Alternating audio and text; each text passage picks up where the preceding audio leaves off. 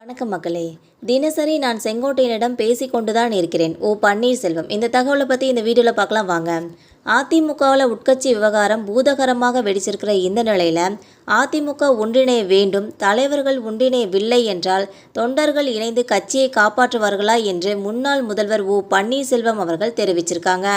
2026 சட்டமன்ற தேர்தல் நெருங்கி கொண்டிருக்கிற இந்த நிலையில் அரசியல் கட்சிகள் தரப்பில் அதற்கான பணிகள் மேற்கொள்ளப்பட்டு வருகின்றன. அந்த வகையில் அதிமுகவை பொறுத்தவரையில் உட்கட்சி விவகாரம் வெளிவந்துள்ளது. குறிப்பாக அதிமுகவிலிருந்து பிரிந்து சென்றவர்கள் ஒன்றிணைய வேண்டும் என அதிமுக முன்னாள் அமைச்சர் செங்கோட்டையன் அவர்கள் கருத்து தெரிவிச்சிருக்காங்க என்பது குறிப்பிடத்தக்கது. ஆனால் இதற்கு எடப்பாடி பழனிசாமி அவர்கள் மறுப்பு தெரிவித்து அவரை கட்சி பொறுப்புகளிலிருந்து நீக்கியிருக்காங்க.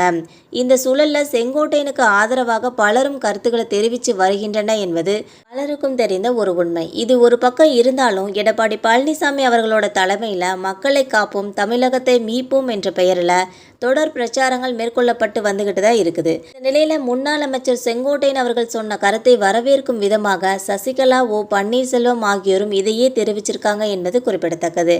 10 நாட்கள் கெடு ஓவர், அடுத்த திட்டம் என்ன? முன்னாள் அமைச்சர் செங்கோட்டையன் சொன்ன ஒரு முக்கிய செய்தி.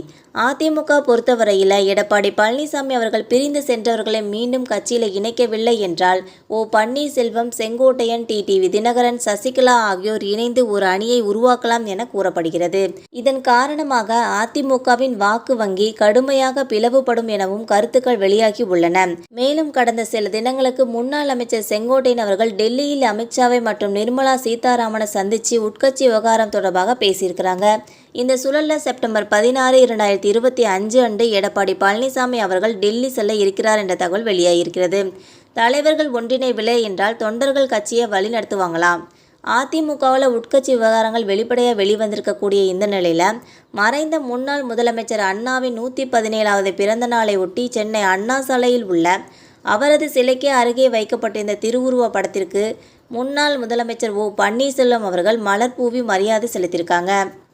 அழைக்கும் பாஜக மேலிடம் டெல்லி செல்லும் இபிஎஸ், அதிமுகவில் இருக்கிற பரபரப்பு. இதை தொடர்ந்து செய்தியாளரிடம் பேசிய அவர், பிரிந்து கிடக்கும் அதிமுக சக்திகள் ஒன்றிணைய வேண்டும், தொண்டர்கள் மக்கள் மனநிலை உணர்ந்து அதன்படி செயல்பட உறுதியெடுக்க வேண்டும், அதிமுக ஒன்றிணைய வேண்டும், தலைவர்கள் இணையவில்லை என்றால் தொண்டர்கள் இணைந்து கட்சியை காப்பாற்றுவார்கள். நானும் செங்கோட்டையனும் தொலைபேசியில் தினசரி பேசிக்கொண்டுதான் இருக்கிறோம், சந்திக்கக்கூடிய வாய்ப்பும் உள்ளது. அடுத்ததாக செங்கோட்டையன் எடுக்கப் போகும் முடிவை பொறுத்து நான் கருத்தை தெரிவிப்பேன். எதுவும் நடக்கலாம். அரசியலில் நிரந்தர நண்பனும் இல்லை, எதிரியும் இல்லை. அரசியலுக்கு வருபவர்கள் எம்ஜிஆர், ஜெயலலிதாவின் தாரக மந்திரையை சொல்லித்தான் ஆக வேண்டும் என்று தெரிவிச்சிருக்காங்க. இந்த வீடியோ உங்களுக்கு பிடிச்சிருந்தா மறக்காமல் சப்ஸ்கிரைப் பண்ணி பெல் ஐகானை கிளிக் பண்ணி வச்சுக்கோங்க. அப்போ தான் நம்ம போகிற டெய்லி வீடியோஸ் உடனுக்குடன் வந்து சேரும். தேங்க்யூ.